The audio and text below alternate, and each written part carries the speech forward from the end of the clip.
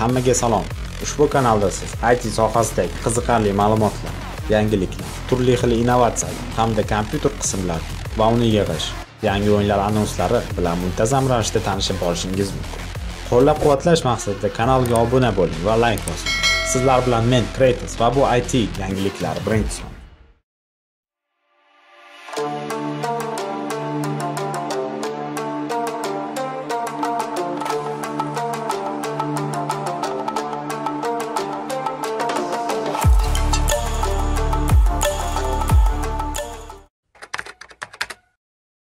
Sony kompaniyasi o'zining yangi avlod konsoli PlayStation 5 ni mashhur blogerlarga obzor uchun jo'natdi.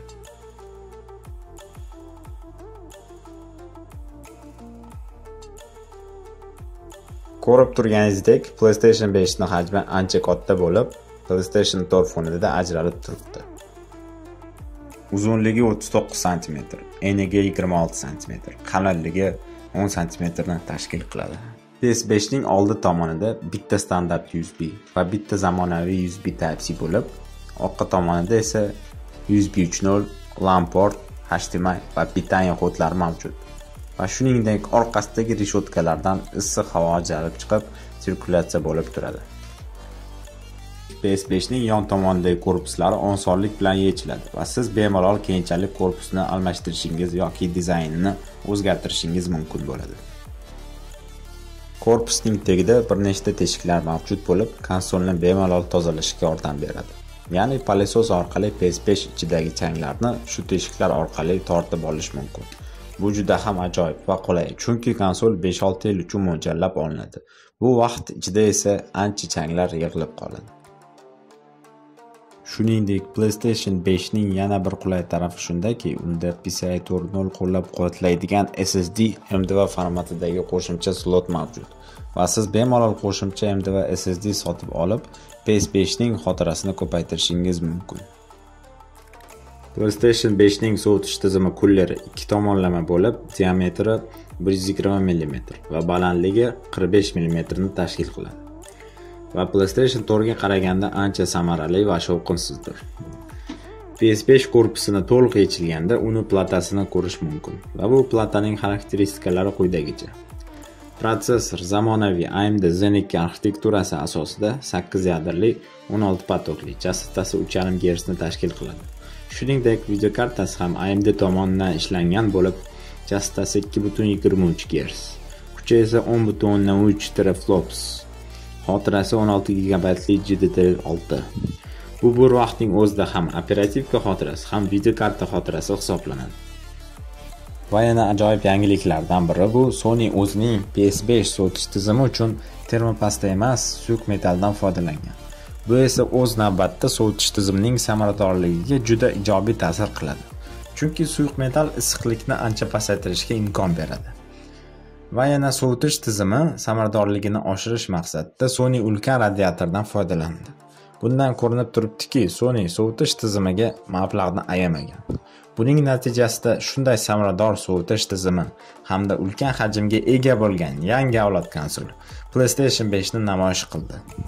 Va bu konsolning rasmiy narxi $500 ni tashkil qilib, 19-noyabrdan butun dunyo bo'ylab sotuvga chiqariladi. Microsoft kompaniyasi ham o'zining ajoyib konsoli Xbox Series X ni tanishtirdi.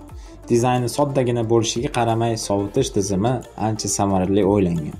Pastdagi issiq havo oqimi yuqoridagi ulkan kuller orqali chiqariladi. Bu ajoyib yechim. Shuningdek, Microsoft ushbu konsolning platasini ikki qismga ajratgan. Bir qismida protsessor hamda videokarta bo'lsa, ikkinchi qismida operativka va SSD xotira turadi. Bu o'z navbatida konsolni qizib ketmasligini va sovutish tizimining samarali ishlashini kafolatlaydi. Xbox Series X konsoli xarakteristikasi bo'yicha PlayStation 5 dan kuchliroq ishlangan. Ushbu yangi avlod konsoli 10-noyabrdan boshlab sotuvga chiqariladi. 8-oktyabr kuni AMD New Journey Begins taqdimotini o'tkazdi. Unda rasmiy ravishda yangi avlod protsessorlari Ryzen 5000 seriya taqdim etishdi. Taqdimotga ko'ra endilikda AMDning yangi avlod protsessorlari raqobatchilardan faqatgina render programmalari orqali ajralib qolmasdan, o'yinlarda ham yaxshiroq natijalar ko'rsatishdi. va bu seriyaning top protsessori Ryzen 9 5950X bo'lib, 16 yadro 32 potokli chastasi 4.9 GHz ni tashkil etadigan ushbu monster protsessorning rasmiy narxi $800. $550 esa 12 yadrli 24 potokli chastasi 4.8 GHz tashkil etadigan Ryzen 9 5900X protsessor o'yinlarda Intel top protsessor i9 1900K dan FPS bo'yicha ko'proq natijalar ko'rsatdi. AMD bu safar Intelga qaraganda eng kuchli va arzon protsessorlarni ishlashni uddasidan chiqishdi.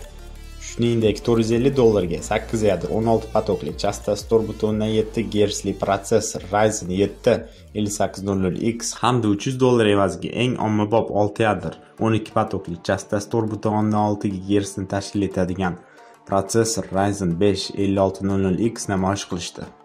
Ushbu protsessor ham o'yinlarda Intel protsessorlariga qaraganda ancha yaxshi natija ko'rsatdi. Buni ustiga o'ylangandek faqat Core i5 10600K raqobatchisi bo'lib qolmasdan, undan kuchli bo'lgan Core i7 10700K protsessorini ham raqobatchisiga aylandi. AMDning ushbu ajoyib protsessorlari 5-noyabrdan boshlab sotuvga chiqarildi.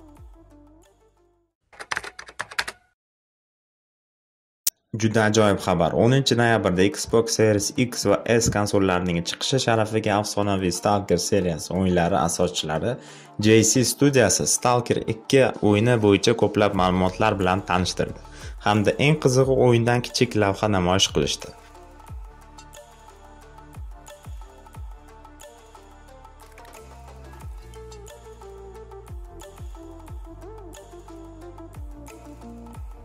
Eslatib o'taman, Stalker o'yinining navbatdagi seriyasi 2021-yilda chiqishi kutilmoqda.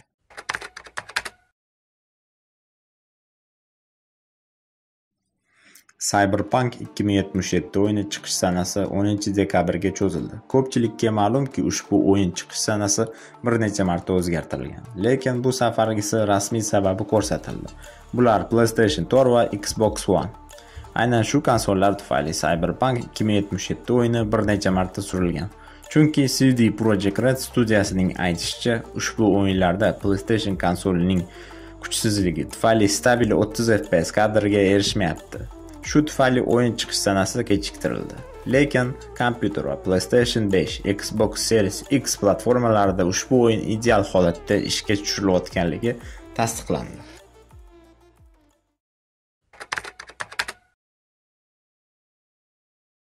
28-oktyabrda AMD nihoyat RDNA 2 arxitekturasi asosida yangi video kartalarni namoyish qildi. Agar qisqacha aytganda, kompaniya muhandislari yuqori ligaga qaytish orqali raqobatchilarga yetib olishdi. Barcha modellar, hattoki eng kenchasi ham 16 GB xotiraga egadir. AMD o'zining yangi flagman video kartasini namoyish qildi, Radeon RX 6900 XT. Bu Nvidia RTX 3090 video kartasining to'g'ridan-to'g'ri raqobatchisi hisoblanadi. Eng qizig'i, RX 6900 XT test natijalari bo'yicha 4K formatida ko'plab o'yinlarda RTX 3090 video kartasidan ham ko'proq FPS natijalar ko'rsatdi. Va yana eng muhimi, ushbu karta RTX 3090 dan arzonroq bo'lib, rasmiy narxi $1000 ni tashkil qiladi. RTX 3090 video kartasining narxi esa $1500 ni tashkil qilgan. Shuningdek, AMD yana bir navbatdagi top video karta Radeon RX 6800 XT ni namoyish qildi. Bu karta esa RTX 3080 video kartasiga raqobatchi bo'lib, ko'p o'yinlarda ushbu kartadan yaxshi natijalar ko'rsatdi va uning rasmiy narxi $650 ni tashkil etadi. RTX 3080 video kartasi esa $700 ni. Va oxirgi karta Radeon RX 6800 bo'lib, u RTX 2080 Ti hamda RTX 3070 video kartalarga raqobatchi hisoblanib, rasmiy narxi $570 ni tashkil qiladi. Va yana shuni aytib o'tish lozimki, ushbu RDNA 2 arxitekturasi o'zi bilan ajoyib texnologiyalarni olib keldi. Ray Tracing, ya'ni sehrli nurlar texnologiyasi, DirectX Ultimate va hamda Super Resolution. Bu Nvidia DLSS analogi bo'lib, upscale, ya'ni sun'iy ravishda yuqori darajadagi sifatni hech qanday kompyuter ishlashi kuchi samarasini yo'qotishsiz erishiladigan texnologiyadir va bu juda muhim xususiyatlardan biri hisoblanadi. AMD tezlik va energiya samaradorligi bo'yicha raqobatchilarga yetib oldi. Shuningdek, narxlari bilan ajablantirdi. Endilikda Nvidia uchun tinch hayot oxir-oqibat tugadi, chunki raqobatning paydo bo'lishi hamma uchun foydalidir.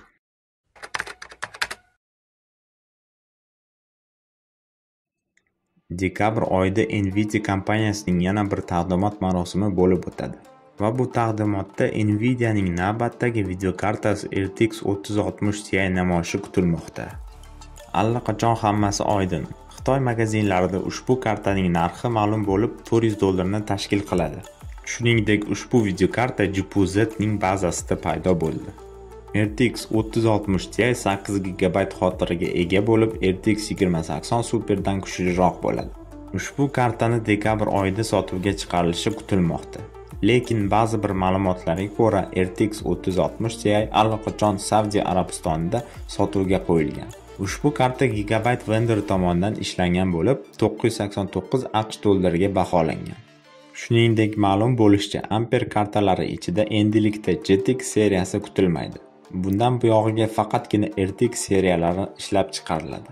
Ampere kartalarining eng kenja varianti esa RTX 3050 bo'lib, narxi $200 atrofida. Va yana RTX 3050 Ti $300 hamda RTX 3060 esa $350 atrofida kutilmoqda. Bundan tashqari 20 GB GDDR6X xotiraga ega flagman karta RTX 3080 Ti chiqariladi va bu kartaning narxi $1000 ni tashkil qiladi. Ushbu barcha kartalar 2021-yilning yanvar oyidan boshlab sotuvga chiqariladi. Agar ushbu ma'lumotlar yoqqan bo'lsa, like bosing va kanalga obuna bo'lishni unutmang. Shuningdek, Telegram kanali ham mavjud. IT sohasidagi barcha qiziqarli ma'lumotlar bilan tanishishingiz mumkin. Sizlar bilan Kreatis bo'ldi. Kelgusi sonlarda uchrashguncha xayr.